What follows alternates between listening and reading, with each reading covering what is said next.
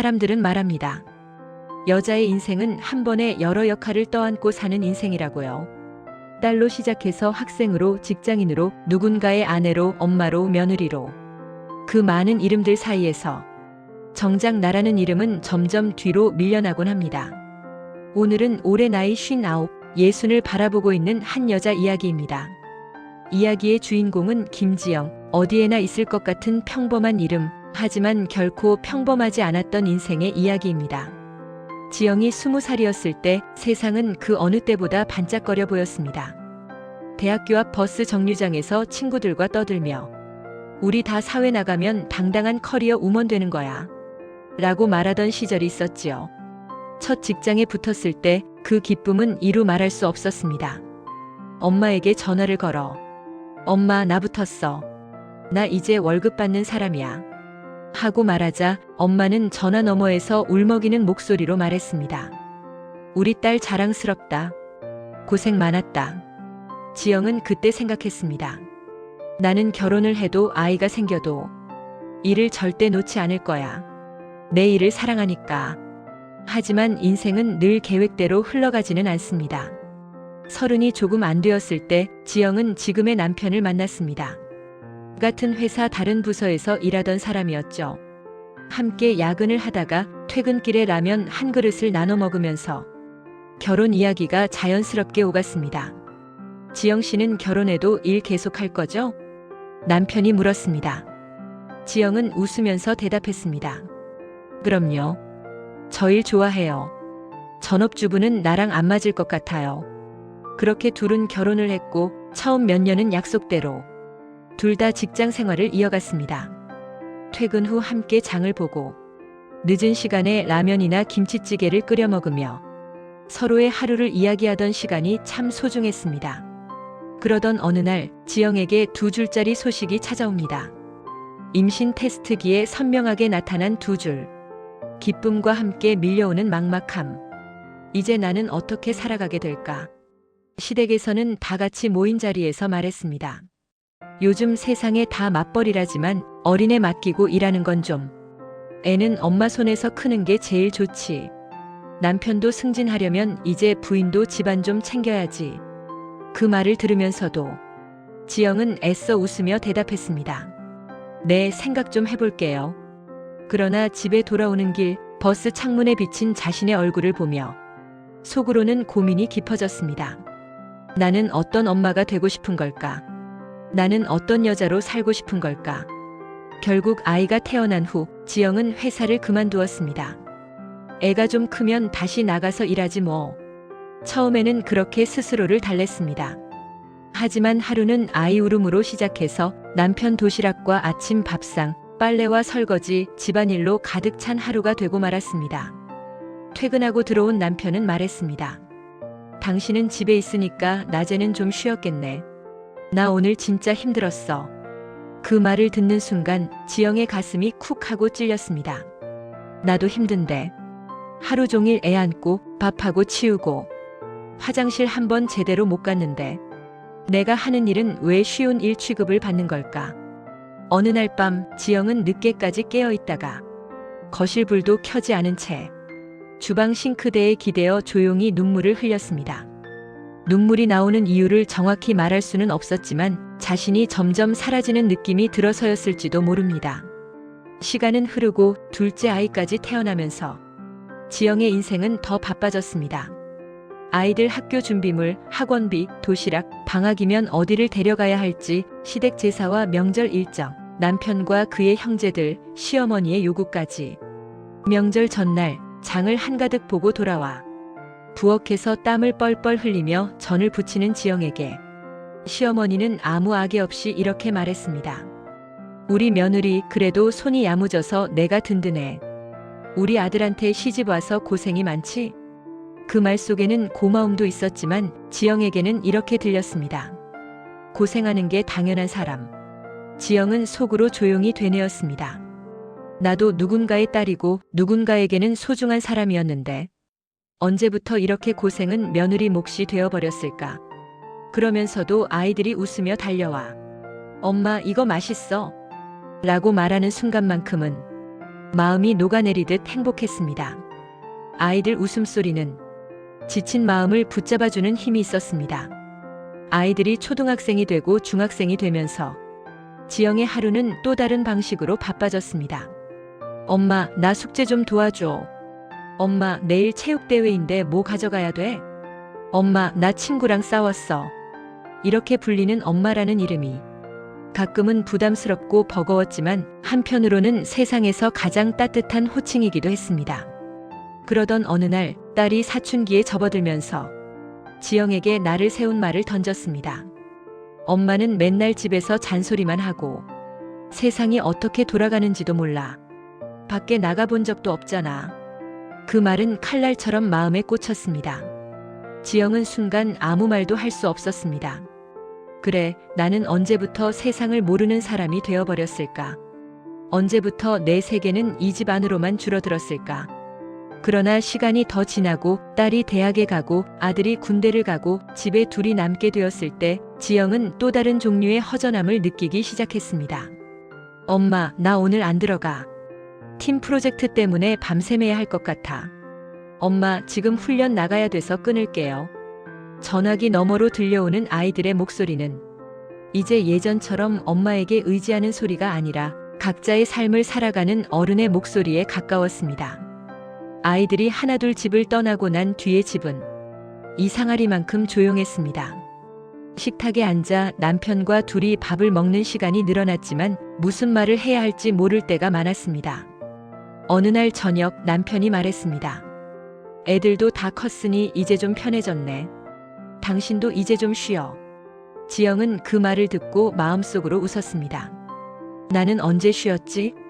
아이들 키우는 동안에도 시댁 일 챙기는 동안에도 내가 쉬고 있다는 생각은 한 번도 해본 적이 없는데. 그러는 사이 시어머니의 건강이 나빠졌습니다. 남편 형제들은 각자 사정이 있다며 돌봄의 대부분을 지영에게 부탁했습니다. 그래도 맏며느리가 제일 믿음직하지. 당신이 잘하잖아. 지영은 그 말이 칭찬이 아니라 부담처럼 느껴졌습니다. 시어머니를 모시고 병원에 다니고 약을 챙기고 집안일까지 겹치면서 몸과 마음이 점점 지쳐갔습니다. 어느 날 밤 시어머니를 재워드리고 나와 집으로 돌아오는 버스 안에서 지영은 창밖을 바라보며 생각했습니다. 나는 지금까지 누구를 위해 살아왔지? 부모님을 위해, 남편을 위해, 아이들을 위해, 시댁을 위해 살아온 세월이 어느덧 30년이 넘었네. 그 사이에 나는 어디에 있었을까? 하지만 바로 그 순간 머릿속에 또 다른 생각이 떠올랐습니다. 그래도 내가 있었기 때문에 이 집이 돌아갔던 거 아니었을까? 내가 없었다면 이 사람들 삶은 어땠을까? 나는 아무것도 아닌 사람이 아니었구나. 지영은 스스로를 처음으로 인정해주고 싶었습니다. 수고했다, 지영아. 내가 아니었으면 이 가족은 여기까지 오지 못했을 거야. 시간은 더 흘러 지영은 어느덧 59이 되었습니다. 거울 속의 얼굴에는 예전보다 깊어진 주름과 희끗희끗한 머리카락들이 보입니다. 어느 날 아침 지영은 거울을 보며 혼잣말을 합니다. 그래도 나 꽤 잘 살아왔네. 남편은 아직 회사에 다니고 있지만 벌써부터 정년 이야기를 합니다. 나도 곧 그만두면 우리 여행도 다니고 취미도 같이 하고 그러자. 지영은 속으로 묻습니다. 나는 뭘 하고 싶지? 누구 엄마도 누구 며느리도 아닌 그냥 나로서 하고 싶은 일은 뭘까?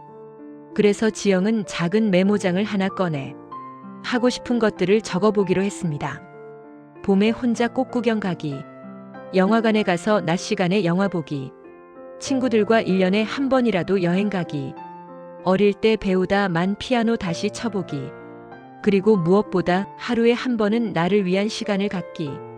처음에는 사소해 보이는 목록이었지만 그 목록을 적어 내려가는 순간 지영은 묘한 설렘을 느꼈습니다. 이제라도 나를 위해 뭔가를 시작할 수 있을까?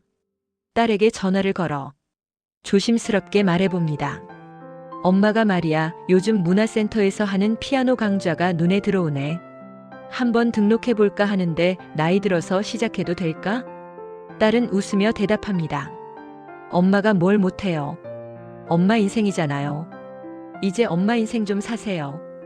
그 말을 듣는 순간 지영의 눈시울이 뜨거워졌습니다.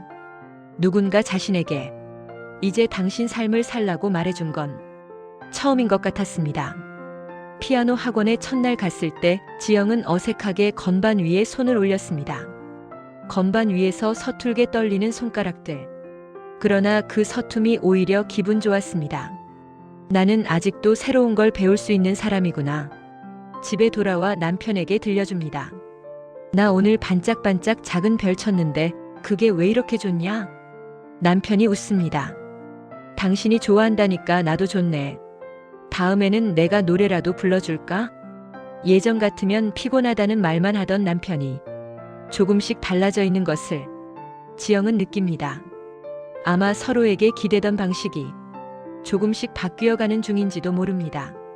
주말에는 오랜 친구들을 만나 카페에서 오랫동안 수다를 떨기도 합니다. 서로의 흰머리를 보며 웃으면서도 가슴 한구석에서는 안도감이 느껴집니다. 나만 늙는 게 아니구나. 다 같이 여기까지 버텨왔구나. 어느 날 늦은 오후 지영은 혼자 동네 공원을 걷습니다. 하늘은 조금씩 노을빛으로 물들고 아이들 웃음소리가 멀리서 들려옵니다. 지영은 천천히 걸으며 지난 세월을 떠올립니다.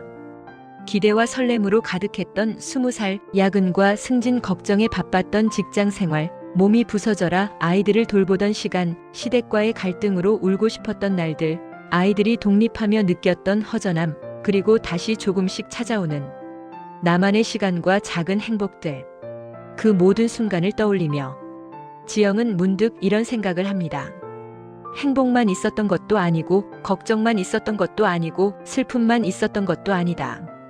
행복, 걱정, 슬픔이 뒤섞인 채로 여기까지 걸어온 것이 바로 내 인생이었구나. 벤치에 앉아 조용히 하늘을 올려다보며 지영은 속으로 자신에게 말합니다. 지영아, 수고 많았다.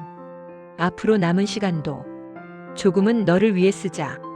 너도 그럴 자격이 있어.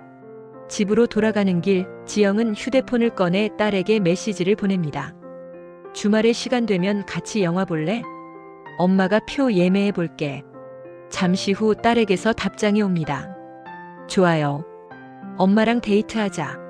메시지를 본 지영의 입가에는 저절로 미소가 번집니다. 누군가와 함께할 약속이 있다는 것, 그리고 그 약속을 엄마가 아니라 나의 이름으로 잡는다는 것. 그것이 지금의 지영에게는 무척 소중한 일입니다. 예순을 바라보는 나이가 되어서야 비로소 자신을 돌아보게 된 한 여자. 완벽한 인생도 아니고 누가 봐도 화려한 삶도 아니지만 하나 확실한 것은 있습니다. 그녀는 언제나 누군가를 위해 최선을 다해 살아왔다는 것. 그리고 이제는 조금씩 자기 자신을 위해서도 살아보려 한다는 것. 혹시 이 영상을 보고 있는 당신도 지영과 비슷한 나이, 비슷한 마음으로 하루를 보내고 있나요? 가족을 위해, 아이들을 위해, 시댁을 위해, 회사와 사회를 위해 애쓰느라 정작 자신을 챙기지 못한 시간이 너무 길었다고 느껴지나요? 그렇다면 오늘 작은 메모장을 하나 꺼내서 이렇게 적어보면 어떨까요? 나는 앞으로 나를 위해 무엇을 해주고 싶은가? 거창한 것이 아니어도 괜찮습니다. 따뜻한 커피 한 잔, 혼자만의 산책, 배우고 싶었던 것에 한 발짝 다가가는 용기. 그 작은 시작이 모여 당신의 남은 인생을 조금 더 따뜻하게 바꿔줄지도 모릅니다. 여자의 인생은 늘 누군가의 딸, 엄마, 아내, 며느리로 불리지만 무엇보다 먼저 하나의 나로 존재하는 삶입니다. 지금까지 충분히 잘 버텨온 당신의 인생에 앞으로는 조금 더 많은 행복과 조금 덜한 걱정과 슬픔을 안아줄 수 있는 시간이 함께하길 바랍니다. 오늘도 정말 수고 많으셨습니다. 그리고 앞으로의 당신도 지금처럼 충분히 소중합니다.